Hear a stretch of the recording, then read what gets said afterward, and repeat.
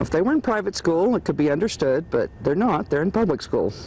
You might not be surprised to hear many students aren't in favor of school uniforms, but some parents aren't either. A lot of people live paycheck to paycheck these days, and to pile up the regular clothes and these uniforms or something else. Ruth Archer has a 15-year-old son at Nathan Hale High School. She worries uniforms could bring parents and students more problems. It takes away the kids' individuality to begin with. They don't like it.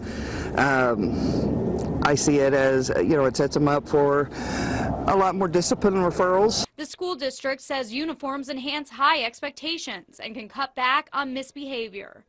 Uniforms can be a great equalizer with students.